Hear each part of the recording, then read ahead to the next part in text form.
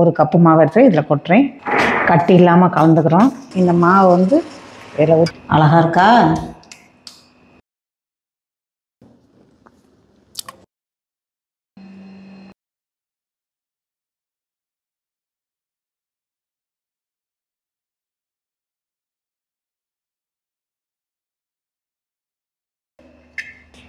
சாப்பிட்டு பார்த்துட்டு சொல்லுங்க. ஸோ இந்த கேழ்வரகு புட்டு ரெடி ஆகிடுச்சு.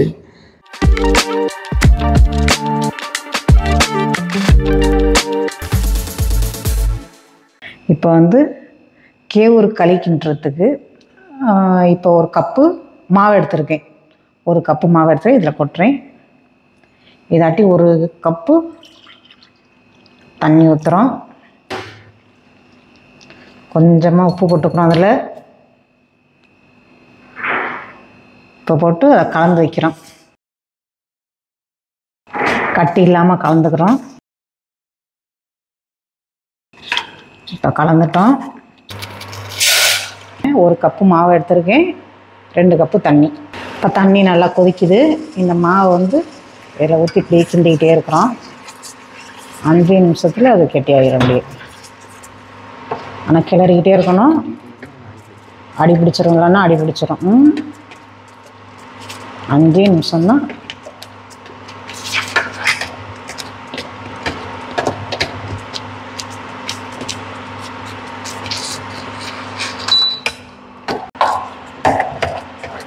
கம்மியாக வச்சுக்கோங்க தீயை.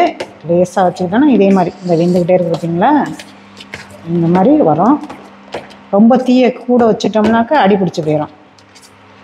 அதை மண் சட்டியில் கூட கிண்டிக்கலாம், அது நல்லாவும் இருக்கும். கை விடாமல் கிண்டணும். விறவடுப்பெல்லாம் இருந்துச்சுன்னா கூட அந்த அனல்லையே போட்டால் கூட நல்லா வெந்து போயிடும் அது பாட்டுக்கு. இதை வந்து களியாக சாப்பிட்லானாலும் சாப்பிட்லாம். இதே வந்து தேங்காய், ஏலக்காய், கொஞ்சம் வெல்லம் போட்டு, பனை வெல்லம் போட்டு அப்படியே கஞ்சி மாதிரியும் குடிச்சிக்கலாம். நல்லா வெந்துக்கிட்டு வந்துருச்சு. இதுதான் ஒரு பக்குவம். எல்லாமே அப்படியே அப்படியே பாருங்கள். அதே மாதிரி இந்த மாவை எடுத்து தொட்டு பார்த்திங்கன்னா கையில் ஒட்டாது. முட்டை அப்படியே வெந்து நல்லா வருது பார்த்திங்களா, ஆயிடுச்சு. இப்போ வந்து பிள்ளைங்கள்லாம் ஆசைப்படுவாங்க அழகாக செய்யணும். முந்தியெல்லாம் செய்வாங்க அது மாதிரியெல்லாம். ஆப்பையில் எடுத்து தண்ணிக்குள்ளே போட்டாங்கன்னா அப்படியே நிற்கும் அந்த இது. அந்த மாதிரி செய்கிறேன் பாருங்கள். இப்போ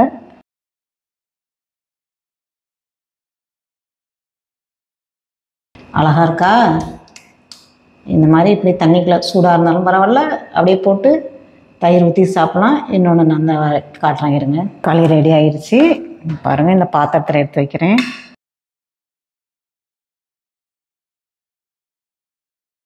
இதுக்கு என்ன ஈஸியாக சாப்பிடணும், டக்குன்னு சாப்பிடணுன்னாக்க 2-3 வெங்காயம், இது கொஞ்சோண்டு மோர் இருந்துச்சுன்னா மோர் ஊற்றிக்கிட்டு இந்த வெங்காயத்தை தொட்டு சாப்பிட்டாலே போதும். சூப்பராக இருக்கும். இதுக்கு அப்புறம் இது ஈஸியான வேலை தான் இது. இது இல்லை வேணாம் நம்மள்ட்ட குழம்பு இது இருந்துச்சுன்னா மீன் குழம்பு, கறி குழம்பு, கருவாட்டு குழம்பு சூப்பராக இருக்கும் இதுக்கு தொட்டுக்கிறதுக்கு. நம்ம வீட்டில் இருக்க தொட்டை விட டக்குன்னு இருந்துச்சுன்னா வீட்டில் செஞ்சால் கூட்டு இது தொட்டுக்கிட்டு சாப்பிட்டு பார்க்கலாம். எந்த கூட்டு இருந்தாலும் தொட்டுக்கலாம். எல்லா காயும் போட்டு கூட்டு செஞ்சது அதோட எடுத்து சாப்பிட்டு பாருங்கள், நல்லாயிருக்கும். ஸோ இப்போ நம்ம களி எப்படி இருக்குதுன்னு சாப்பிட்டு பார்ப்போம். கேழ்வரகு களி, வெங்காயம்,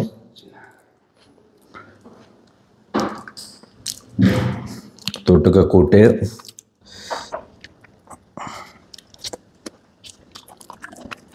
களியோடு சேர்த்து இந்த கூட்டையும் சாப்பிடும்போது ரொம்ப நல்லாயிருக்கு. கூடவே இந்த வெங்காயத்தையும் கடிச்சிக்கிறது ரொம்ப டேஸ்ட்டாகவும் இருக்குது, சத்தானதாகவும் இருக்கும். இதை சாப்பிட்டோம்னா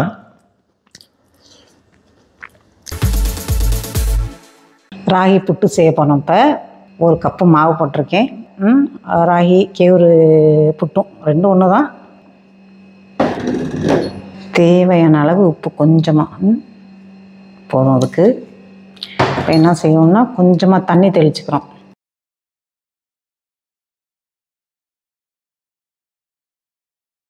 லேசாக தெளிச்சுக்கணும், நிறையா ஊற்றிடக்கூடாது. நிறையா ஊற்றினாலும் இப்படி பெசரிக்கணும். இதெல்லாம் இப்போ யாரும் செய்கிறதில்ல. இருந்தாலும் செஞ்சு சாப்பிட்டிங்கன்னா நல்லா உடம்புக்கு நல்லது, பிள்ளைங்களுக்கும் கொடுக்கலாம். கொஞ்சம் உப்பு, கொஞ்சம் தண்ணி தெளித்து இந்த மாதிரி அப்போ ஈர பசத்துக்கு லேசாக வந்துடுச்சா, இதை வந்து இட்லி பானையில் வச்சு அவிக்க போகிறோம். அடுத்தது இது மாதிரி கிளறி வச்சுங்க இருக்கேன். அது வந்து இட்லி தட்டாக இருந்தாலும் சரி, சும்மா இந்த மாதிரி ஆவி பிடிக்கிறது இருந்தாலும் பரவாயில்ல. அதில் ஒரு துணியை ஒன்று போடுறோம். சூடு வந்த பிறகு இந்த மாவை வந்து கொஞ்சம் கொஞ்சமாக இப்படி தூவி விடுறோம்.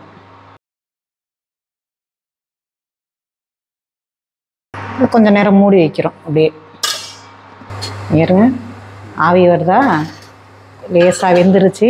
இப்போ இருக்கிற மாவும் அது மேலே போடுறோம்.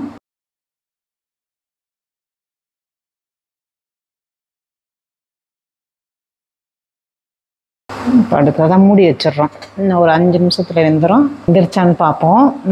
இந்த ஆவி வருது, கலரே மாறி போயிடும். பிடிச்சி பார்த்திங்கனாலே தெரிஞ்சு இப்போ வெந்துருச்சு. அதை எடுத்து நம்ம வேறு இதெல்லாம் மாற்ற போகிறோம். புட்டு நல்லா வெந்துருச்சு. இதுக்கு தேவையான அளவு ஏலக்காய் கொஞ்சம் நசுக்கி, உங்களுக்கு வாசம் எவ்வளோ வேணுமோ போட்டுக்கோங்க. நீங்கள் நான் ஒரு 3 இது வச்சுருக்கேன் நசுக்கி.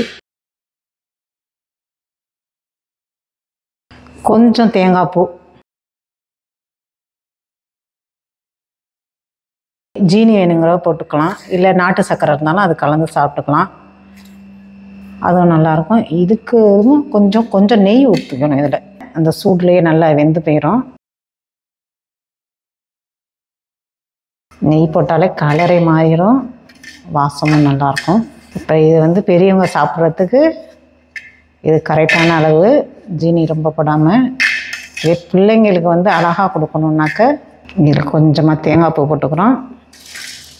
கொஞ்சம் போடுறோம். இதை பிள்ளைங்க கொஞ்சம் ஜீனியெல்லாம் விரும்பி சாப்பிடும். நாட்டு சர்க்கரை இருந்தால் நாட்டு சர்க்கரை போட்டுக்கலாம். இதை அடுத்தது இப்படி அமுக்கி விட்டுக்கிட்டு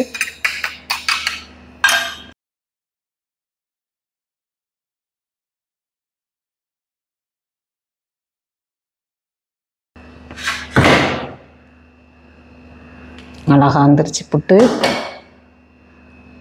சாப்பிடலாம். சாப்பிட்டு பார்த்துட்டு சொல்லுங்கள். ஸோ இந்த கேழ்வரகு புட்டு ரெடி ஆகிடுச்சு. கொஞ்சம் ஸ்வீட் தான், ஏலக்காய், தேங்காய், லைட்டாக இனிப்பு சேர்க்கப்பட்டிருக்கு. கண்டிப்பாக குழந்தைகளுக்கு ரொம்ப யூஸ்ஃபுல்லாக இருக்குங்க. ஏன்னா குழந்தைங்களை சாப்பிட வைக்கிறது தான் கஷ்டம். நான் முதல்ல காமிச்ச களி வந்து குழந்தைங்க அவ்வளோ சீக்கிரம் சாப்பிட மாட்டாங்க, ஆனால் இது கண்டிப்பாக சாப்பிடுவாங்க. கேழ்வரகு இதில் இருக்கக்கூடிய கால்சியம் சத்துக்காக கட்டாயம் குழந்தைகளுக்கு கொடுக்க வேண்டிய ஒரு முக்கியமான உணவு.